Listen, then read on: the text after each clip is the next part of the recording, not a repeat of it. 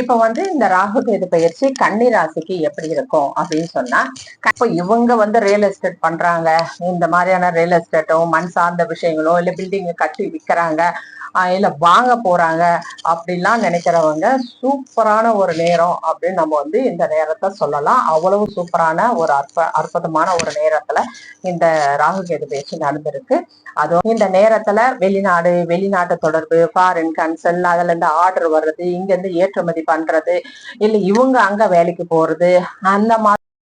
எல்லோருக்கும் வணக்கம். நான் கீதா அன்பழகன். பேசும் நட்சத்திரங்கள் சேனல் வழியாக உங்கள் அனைவரையும் சந்திப்பதில் மிக்க மகிழ்ச்சி. முதலில் என்னுடைய குருநாதர் அனைவருக்கும் என்னுடைய அன்பான வணக்கங்கள். இன்னைக்கு என்ன நம்ம பார்க்க போகிறோம் அப்படின்னா, வருகின்ற ராகு கேது பயிற்சி பத்தி தான்.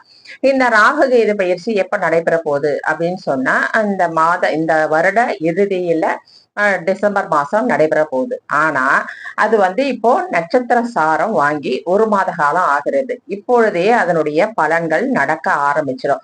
ராகு கேது பயிற்சி இன்னும் 3 மாதம் கழித்து தான் நடக்கும், அப்பதான் அந்த மாதிரியான பலன்களை ஒருத்தருக்கு தரும் அப்படின்னு சொன்னாலும், இப்பொழுதிலிருந்தே அந்த ஜாதகருக்கு அந்த ராகு கேது பயிற்சியால் என்னென்ன பலன்கள் நடைபெறணுமோ அது அத்தனையும் நடைபெற ஆரம்பிக்கும். ஏன் அப்படின்னு சொன்னா, இப்ப ஏற்கனவே இதுதான் 12 ராசி கட்டம் இல்லையா. இப்ப ராகு கேது ராகு கும்பராசியில இருக்கிறாரு.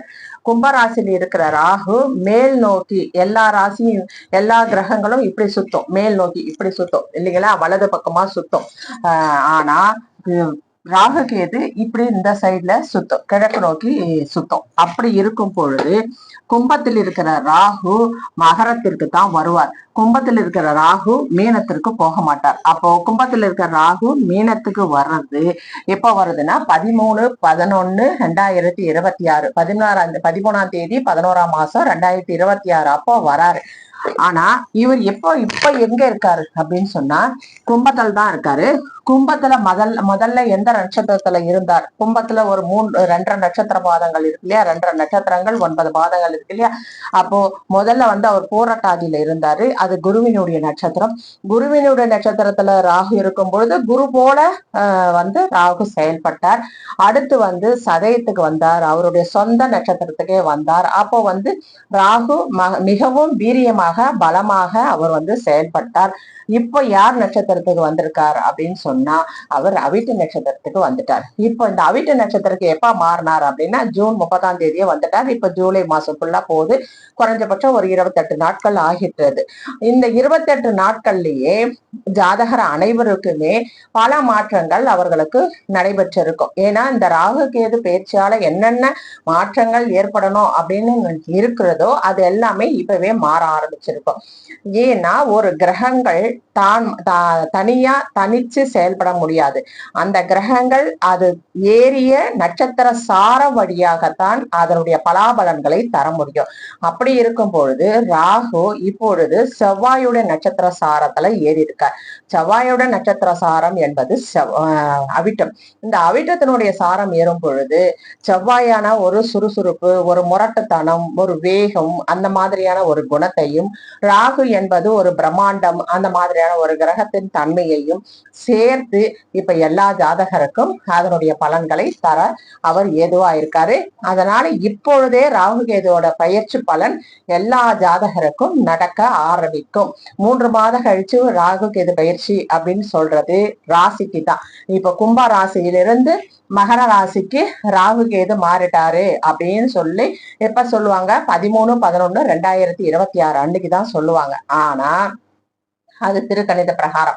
ஆனா இதுனா இப்போ நாங்க நட்சத்திர சார ஜோதிடம் இல்லையா, அப்போ நட்சத்திரங்கள் தான் பேசும். ராசியை மையமாக கொண்டு எந்த ஜோதிடமும் கிடையாது, எந்த தசாபுதியும் கிடையாது. உதாரணமாக ஒரு குழந்தை மேஷ ராசியில பிறக்குது, ஒரு கேதுவோட நட்சத்திரம் அஸ்வினி நட்சத்திரத்துல பிறக்குதுன்னா அப்ப அந்த நட்சத்திரத்துடைய தசை எதுவோ அதுதான் முதல் தசை அப்படின்னு சொல்லிட்டு ஜாதகருக்கு குறிப்பிடுவோம். அப்ப நட்சத்திரத்தை பேஸ் பண்ணிதான் தசைகள் வருகிறது ஒழிய, மேஷ ராசியில பிறக்குது அப்படின்னு சொல்லிட்டு செவ்வாய் தசை முதல் தசைன்னு சொல்லிட்டு யாருமே சொல்றது கிடையாது. அப்படி இருக்கும் பொழுது ஒரு பயிற்சி பலனை, ஒரு குரு பயிற்சியா இருக்கட்டும், ராகு கேது பயிற்சியாக இருக்கட்டும், எதுவாக இருந்தாலும் ஒரு கட்டத்திலிருந்து ஒரு கட்டத்தை மாறுகிறது, கும்பத்திலிருந்து மகரத்திற்கு மாறுகிறது அப்படின்னு சொன்னா அது பயிற்சி பலனா ஆகாது. ஒரு நட்சத்திரத்திலிருந்து இன்னொரு நட்சத்திரத்துக்கு மாறுகிறது அப்படின்னா கண்டிப்பாக அது பயிற்சி தான். ஏன்னா ஒரு நட்சத்திரத்தினுடைய தன்மையிலிருந்து இன்னொரு நட்சத்திரத்தினுடைய தன்மைக்கு அந்த கிரகம் மாறுகிறது. அப்படி மாறும் பொழுது அதனுடைய பலன்களும் கரெக்டாக துல்லியமாக ஜாதகருக்கு நடைபெற ஆரம்பிக்கும். இப்ப ராகு மாறி 28 நாட்கள் ஆகிடுச்சு. எந்த நட்சத்திரத்துல வந்திருக்கார்? அவர் அவிட்டம் நட்சத்திரத்துல, செவ்வாயோட நட்சத்திரத்துல அவர் சாரம் வாங்கியிருக்கார். இப்போ இது அவிட்டத்திலே 4 பாதம் இருக்கு இல்லையா? 2 பாதங்கள் கும்பராசியிலும் 2 பாதங்கள் மகர ராசியிலும் இருக்குது அப்படின்னு சொல்லிட்டு கூறப்பட்டிருக்கிறது. இது பாரம்பரியம். நாங்க நட்சத்திரத்தை சார ஜோதிடத்துல அதுதான் உயர்நிலை. அடிப்படை என்பது வேதிக் என்கின்ற பாரம்பரிய ஜோதிடம். அது பொதுவான பலனை சொல்லக்கூடியது. ஒரு ஜாதகத்துல நடக்குமா நடக்காதா, ராசி பலன் என்ன, குரு பயிற்சி வந்துருச்சா, குரு பலன் வந்துருச்சா அப்படின்னு சொல்றது ஒரு பொதுவான பலன். எல்லாருக்கும் ஒரே மாதிரி சொல்லக்கூடிய பலன். மகர ராசியில பிறந்தவங்க எல்லாருமே கோடீஸ்வரனா ஆகிறதும் இல்லை, எல்லாரும் பிச்சைக்காரனா இருக்கிறதும் இல்லை. ஆனா பொதுவா என்ன சொல்லுவாங்க, இந்த 2 மணி நேரத்துல பிறக்கிற எல்லா குழந்தைக்கும் ஒரே ஜாதகம், ஒரே தசா புத்தி அப்படின்னு சொல்லிட்டு பலனை சொல்லிடுவாங்க. எல்லா பலனும் ஒன்ன போல, ஒருத்தரை மாதிரி யாருமே இருக்க மாட்டாங்க. ஒவ்வொருத்தருக்கும் அவங்களுக்கு ஒரு தனித்தன்மை உண்டு, தனி ஜாதகம் உண்டு. ஒரு நிமிட இடைவெளியில் பிறக்கிறவங்களுக்கு கூட தனி ஜாதகம் உண்டு. இதுதான் உயர்கணித சார ஜோதிட முறை, உயர்நிலை ஜாதகம். சரிங்களா? இப்போ கும்பராசியில் இருக்கிற அந்த அவிட்ட நட்சத்திரம் 9 பாதத்துல பிரிக்கப்படும். அது மிகவும் துல்லியமாக வரக்கூடியது. இப்போ உங்க பாரம்பரிய பிரகாரம் பார்த்தாலே 4 பாதத்துல வருது இந்த அவிட்ட நட்சத்திரம். இப்போ சதயத்துல இருந்து கும்பராசியில் இருக்கிற சதயத்துல இருந்து ராகு பகவான் இப்ப அவிட்டத்துக்குள் முதல் பாதத்துல வந்துட்டார். அப்போ அந்த வந்த போது இந்த செவ்வாயனுடைய தன்மையில ஒவ்வொரு ராசிக்கும் என்ன மாதிரி பலனை தரப்போறார் அப்படின்னு சொல்லி பார்ப்போம். முதல்ல இவர் இங்க கும்பத்துல இருக்கிற ராகு அவிட்டத்துல லாஸ்ட்ல இங்க வந்திருக்காரு. அடுத்து அவிட்டத்திலேயே தான் மகர ராசிக்கு போக போறாரு. மகர ராசிக்கு அவிட்டத்துல போறாரு வழிய அவிட்டத்துல இருந்து திருவோணத்துக்கு போல. திருவோணத்துக்கு போகும் பொழுதுதான் மகர ராசியில இருக்காரு அப்படின்னு கூட நம்ம சொல்லலாம். ஆனா இந்த அவிட்டத்திலேயே இருக்கும் பொழுது அவருடைய நிலையை அவர் மாற்ற மாட்டார். ஏன்னா அவர் செவ்வாய் போலதான் செயல்படுவார். மகர ராசிக்கு வந்ததுனால சனி போல செயல்பட மாட்டார். சனியினுடைய தன்மை வருமா? வராது. ஆனா சனியோட வீட்டுல ராகு இருக்கிறதுனால கொஞ்சம் வீரியம், யார் வீட்டுல இருக்கார் அப்படின்ற ஒரு தன்மைக்காக அப்படி சொல்லலாம். ஆனா அவர் யார் போல செயல்படுவார் அப்படின்னும் பொழுது அவர் செவ்வாயை போலதான் செயல்பட ஆரம்பிப்பார். அது எவ்வளவு நாட்கள் இருக்குது அப்படின்னா இன்னும் ஒரு 127 நாட்களுக்கு, கிட்டத்தட்ட 4.5 மாசமும் இந்த அவிட்ட நட்சத்திரத்தில் தான் இருப்பார். அதுக்கப்புறமா திருவோண நட்சத்திரத்துக்கு ராகு பகவான் மாறுவார். இப்போ ராகு கேது பயிற்சி வருது இந்த இன்னும் 3 மாசம் கழிச்சு அப்படின்னாலும் இப்பொழுதே ராகு கேது பயிற்சியோட பலனை ஜாதகர்கள் அனுபவிப்பார்கள். ராகு தன்னுடைய தன்மையை மாற்றி கொண்டிருக்கிறார். அதாவது தன்னுடைய சுய சதயத்தில் இருந்து, தன்னுடைய சுய தன்மையில் இருந்து செவ்வாயின் தன்மையும் சேர்த்து பலனை தரத்துக்கு ராகு தயாராகிவிட்டார். இப்ப எப்படி இருக்குது பலன்கள் அப்படின்னு பார்ப்போம். இப்ப இந்த ராகு கேது பயிற்சி கன்னி ராசிக்கு எப்படி இருக்கும் அப்படின்னு சொன்னா, கன்னி ராசிக்கு இந்த ராகு கேது பயிற்சி எந்த மாதிரி பாவ தொடர்பை கொண்டு வர்றார் அப்படின்னு சொல்லி பாத்தீங்கன்னா, கன்னி ராசிக்கு அவர் கன்னி இங்க இருக்கு இல்லையா, ராகு சுவாதி நட்சத்திரம், அவருக்கு துலாம் ராசி 2ஆம் வீடா வருது. அடுத்து கும்ப ராசி அவருக்கு 6வது வீடா வருது. அடுத்து திருவாதிரை என்கின்ற மிதுன ராசி அவருக்கு 10வது வீடா வருது. அப்போ 2, 6, 10 தொடர்பு கொண்டு ராகு தன்னுடைய பயிற்சியை நடத்த போகிறார். அப்போ அதுவும் இல்லாத ராகு செவ்வாயோட சாரத்தை வாங்கி பயிற்சி ஆக போகிறார். இந்த நாள் ரொம்ப ரொம்ப சூப்பரான ஒரு நேரம் அப்படின்னு சொல்லலாம். இப்ப இவங்க ரியல் எஸ்டேட் பண்றாங்க, இந்த மாதிரியான ரியல் எஸ்டேட்டும் மண் சார்ந்த விஷயங்களும் இல்ல பில்டிங் கட்டி விற்கிறாங்க, இல்ல வாங்க போறாங்க அப்படிலாம் நினைக்கிறவங்க சூப்பரான ஒரு நேரம் அப்படின்னு நம்ம இந்த நேரத்தை சொல்லலாம். அவ்வளவு சூப்பரான ஒரு அற்புதமான ஒரு நேரத்துல இந்த ராகு கேது பயிற்சி நடந்திருக்கு. அது இந்த ராகு செவ்வாயோட சாரம் அப்படின்னும் போது ராகுவே ஒரு பிரம்மாண்டம், செவ்வாயோட சாரம் அப்படின்னும் போது வேகம். அப்போ ஒரு பிரம்மாண்டமான வேகமான ஒரு வேலையை முடக்கி தரக்கூடிய ஒரு அற்புதமான ஒரு டைம் இந்த டைம்.